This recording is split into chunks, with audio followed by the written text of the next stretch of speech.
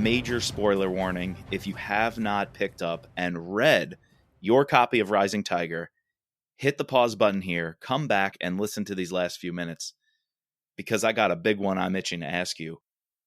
Okay. And here we go, spoiler warning. Please tell me the baby is healthy. Yes, please. I need the troll to move on, to have a happy life.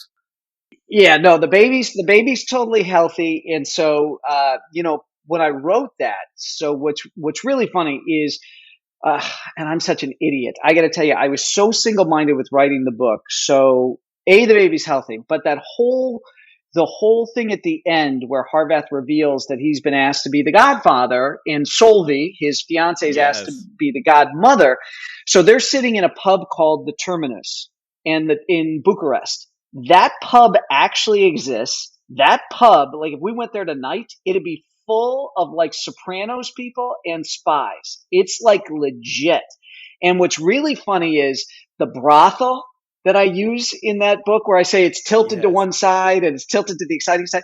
That is the old United States Embassy in Bucharest, which is now on the market for sale. That really was tilted and leaning. And if you set a glass down, like the liquid would go off to the side, none of the doors would shut properly. And so it's really funny because a spy buddy of mine had recommended the Terminus as a pub. He's like, you got to write this pub into the new book and everything.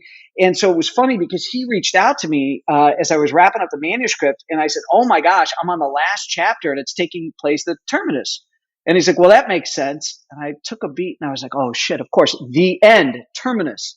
I didn't even connect it. I was so single-mindedly focused on finishing the manuscript that I didn't even kind of catch the significance. So, but that's where Harvath reveals he's going to be the godfather. Yes, the baby's fine.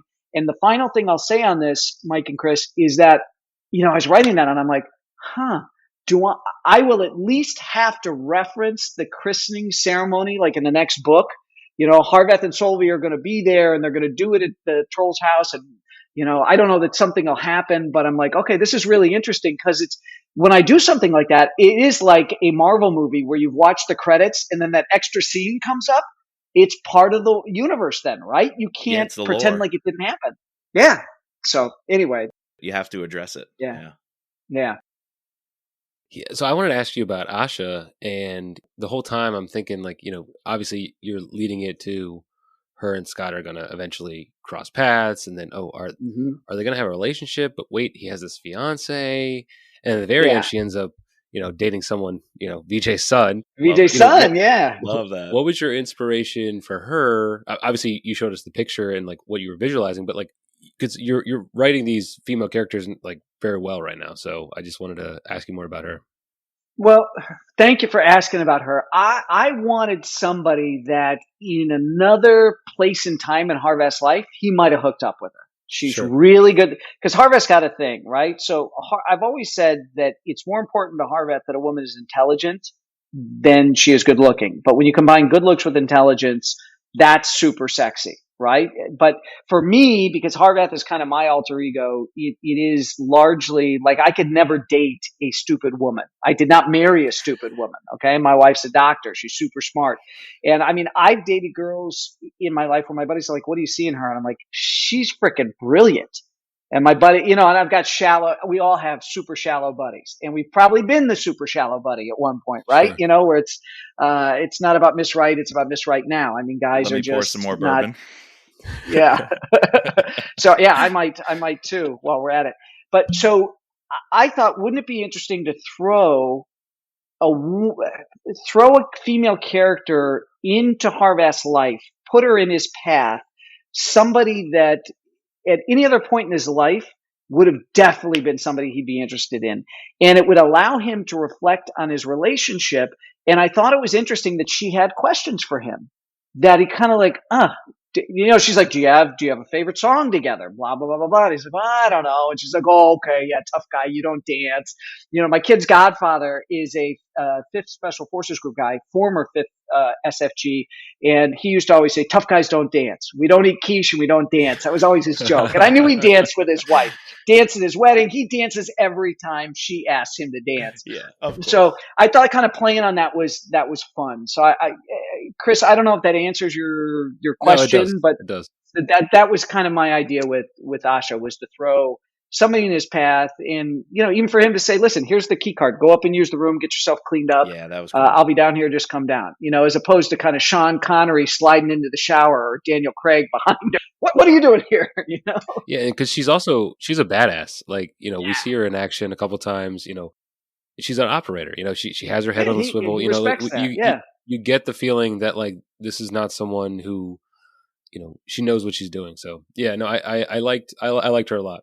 Both VJ and her were, besides Scott. And just a quick play-by-play here, everybody. Brad did rise from his chair, walk to the bar, and is currently pouring, it looks like 3 fingers. I'll say 3 fingers of that pappy. Oh my gosh, that's and that's the Woodford Reserve. I'm not going to go for a second one into the pappy. That's like that's like drinking gold. And I mean, the Woodford Reserve is what's in my decanter, and that is my go-to. I love that as my daily. Woodford's but because because I was celebrating with you guys, I thought for the second time only I would go into that pappy, and that was probably like, I don't know. My God, I don't even want to put a price on what it was to have a finger and a half of pappy.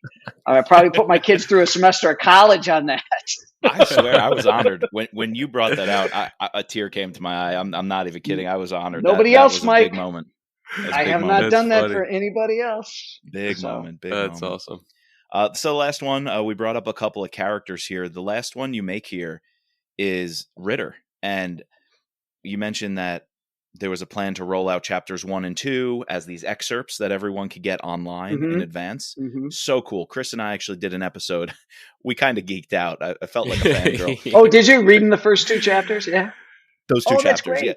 I think we had 20, 30 minutes where we just gushed over those chapters. Me with the India-Pakistan, because I had heard about that hand-to-hand conflict. And then we were wondering, who is this Ritter? Who's after him? And it's really cool that you created this kind of like legendary intelligence officer. So good that he's given this black op mission to go and start these talks of a NATO, but in ASEAN and the Southeast Asian and South Asia alliance. Did you have an inspiration for this larger than life diplomatic who's also working kind of undercover, kind of doing some darker stuff, but he's definitely the face of our State Department as well? Yeah, so I'm not going to mention the guy's name. I'm not going to talk about where the real life guy was, because I don't. If he wants to come out and brag at cocktail parties that the character was based on him, I hope he'll do it at one I'm at, because I could say, and I killed him. I introduced him and killed him all in the same chapter, just to mess with him. But no, there's a particular person who really was so I will say this. He is, to a certain degree, based on my children's godfather. Okay. So, I believe Ritter went to Alabama. I think I said that he did like his master's at Alabama. That's my children's godfather. So there was this, my kid's godfather is a fascinating guy. He's an incredible patriot. He was 5th Special Forces Group and has remained very committed to his country and steps up every time he's asked to step up. And he's a super handsome guy. He's like Bradley Cooper, this guy.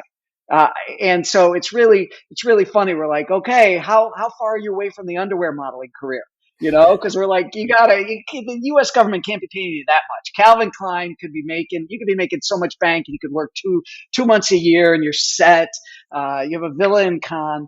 So it is kind of based on the kid's godfather, and then a couple of other guys that I know that are just. We used to tease these guys with the Sade song "Smooth Operator." And so, I mean, just like super handsome, and like you put these guys in someplace and their fashion plates and things like this, the couple of other guys that went into the stew pot of this, and you're not thinking spy when you see these guys. You're not thinking operator, because they're wearing like expensive clothes and a really cool pair of shades. They don't look like the typical Navy SEAL or Delta Force guy. They're just, it's almost like they're so much that they're nothing. It's like they're so over the top, they're under the radar, if I could coin a phrase. I don't know if that makes sense, but it's just, so it's the kid's godfather, a couple of other guys I know in the intelligence community, but like I said, super patriotic, super devoted, rise every single time. And there's 2 guys in particular that I know that left government service. and they were in the private sector, Mm. and they got tapped on the shoulder and said, "We kind of need you. Would you mind doing this?" And they went and did some stuff. Yeah, it was a bold move to kill him off right there, but also very Flynnian. When we did Vince Flynn, we called things Flynnian, like a Thorism, and he would build these characters who represented something massive, something larger than life, and then they'd be dead. And, that would kind of clue us into where the story's heading. I've got somebody, Mike, that hated that I killed him. Somebody in my office is like, I love that guy. It's somebody, Yvonne, who works with me, is like, I wanted to marry that guy. And I loved him from the moment I saw him, and then you killed him by the end of the chapter. You know what, though? There's an opportunity because we are praying that Kyle Mills eventually will do something in the earlier days of Mitch Rapp and before him, Stan Hurley. And I feel like there's a lot here with Harveth's Seal father. And this guy, Ritter, was probably in his heyday back then. So yeah, I know you're a busy man, but I would dig like a Cold War era, a spy versus spy. A Gary Lawler prequel. Yeah. Well, Gary Lawler. I think you that's gave a us great. Some of that.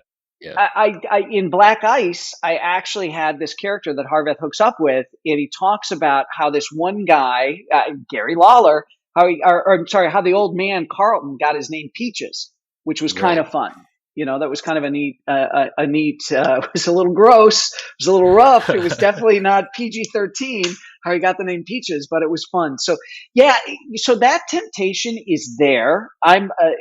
Rising Tiger is book 1 of a new 4-book contract I signed with Simon & Schuster. Right.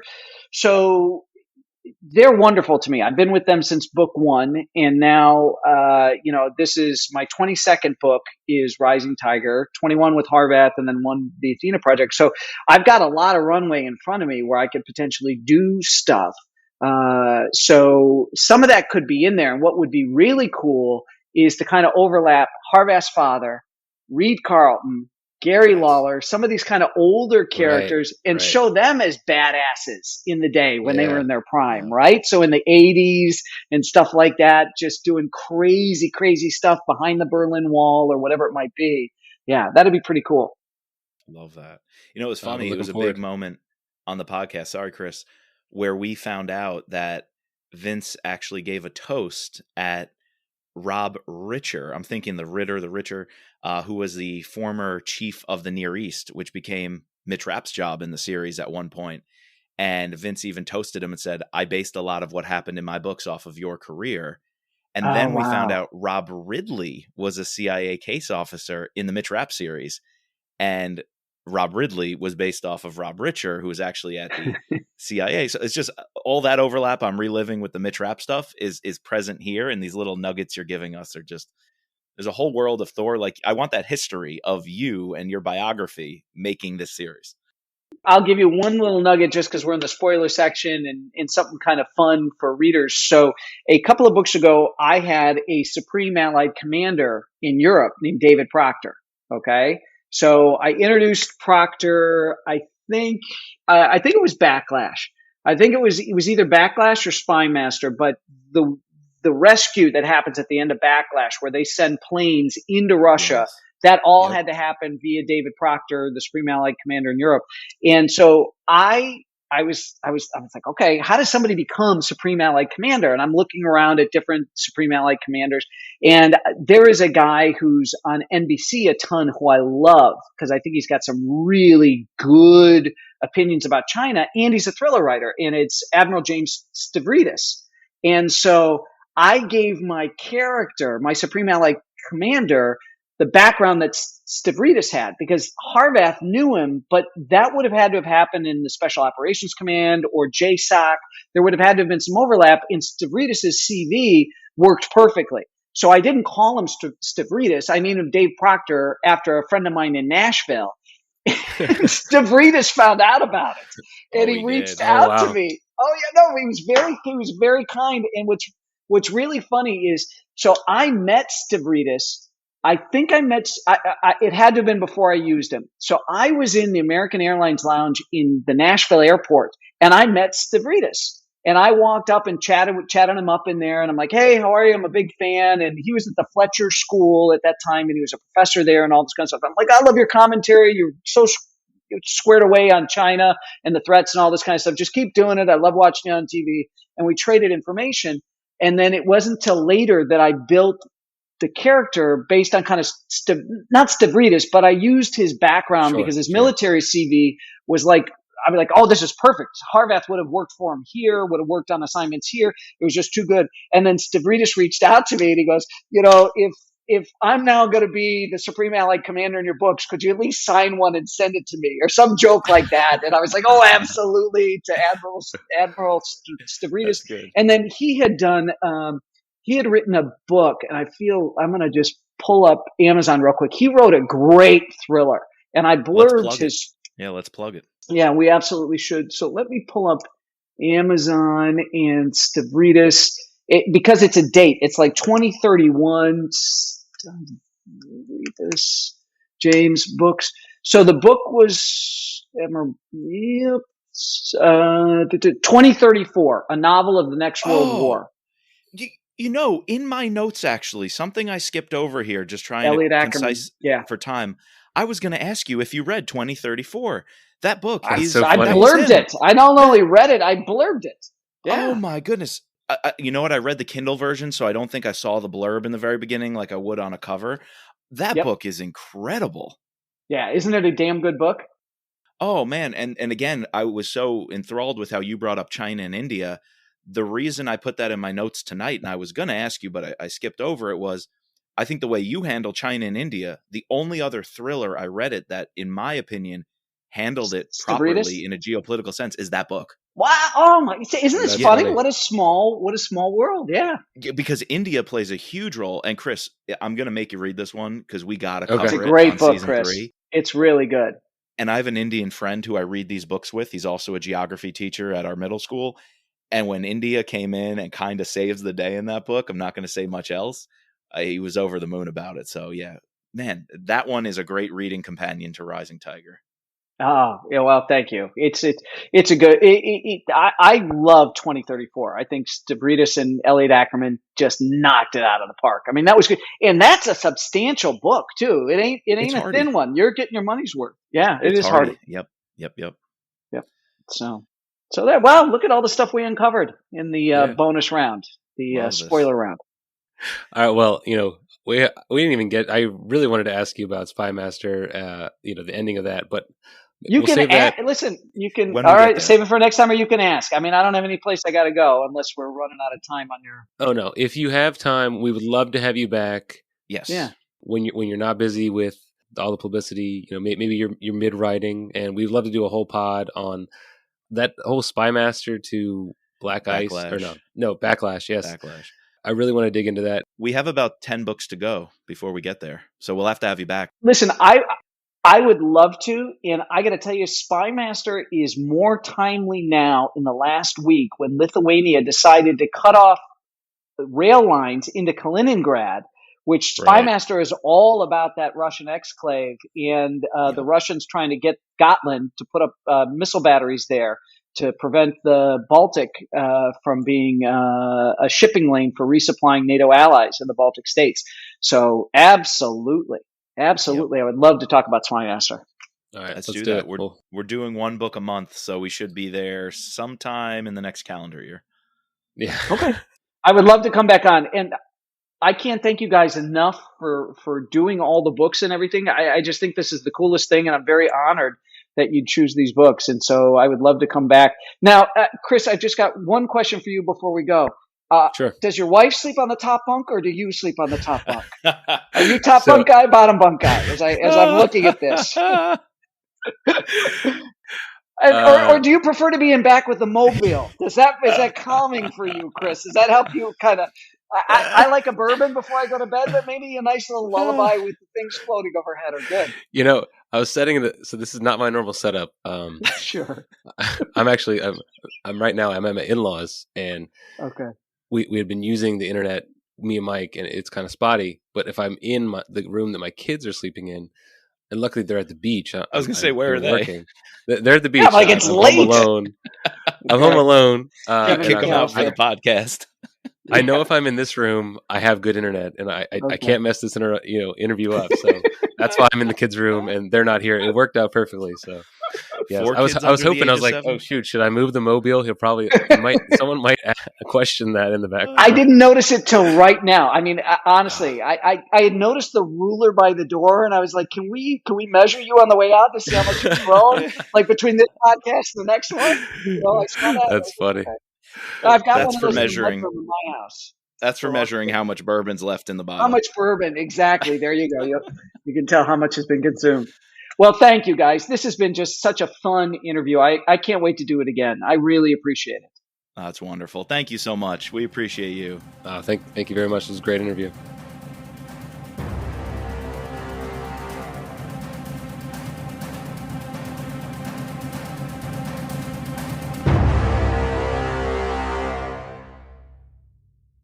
All right. Well, now I'll try to get going on next year's book so I can afford to buy another bottle of that Pappy. You go do it, and we'll look forward to having you back we won't ask you to drink Pappy again, though. We'll be okay. We got that once, and we're good. Yeah, no, like I said, second crack at that bottle. That was a big deal. I drank once with my brother and once with you guys, so that's a pretty big deal on that bottle. One less little anecdote. I know we're going to let you go, but it's funny. Yeah.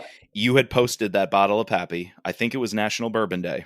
Mm-hmm. I kid you not. The week prior, Chris and I were recording for the podcast, and I don't know what banter we were into. I have no idea where we were headed with this. I had seen your picture with were you on Lake Como driving like one of the antique teak boats? You posted that, right? Oh, I was in Switzerland on that boat. Yeah, in Switzerland. Yeah. So Chris brought that up. He's like, Brad always traveling the world, and we have the traveling heavy segment where we recapture the places Scott goes.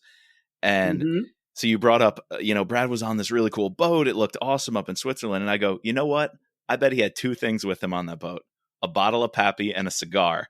And not a week later, you post the bottle of Pappy. Not a week later after we recorded that. Wow. And then we get cigars in Rising Tiger.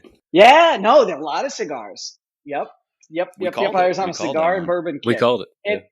And Harvath, even at the hotel, at the Oberoi Hotel where he's staying, I actually, when I was doing my research, I wanted to see what kind of bourbon they served there. And they had a Woodford Reserve. So that's what I had Harvath do, but with water out of a bottle, not like you guys give it a splash behind the bar because I don't want to get sick. Not in India. Yeah. Your friends in India are staying at some nice places. That and the Fairmont Hotel. Right? Where they drop in the rose petals as you walk in with the drummers and stuff. Unreal. Yeah. Yeah. We get a lot of government employees that stay there. Believe it or not. It's they have a negotiated rate, I found out. And we all paid for that trip. we pay for it. We pay for it. It's your tax dollars at work. So all right, Brad, thanks so much. We appreciate you. You guys, this was awesome. Thank you very, very much, and I'm looking forward to next time. Can't wait. Thanks, Brad.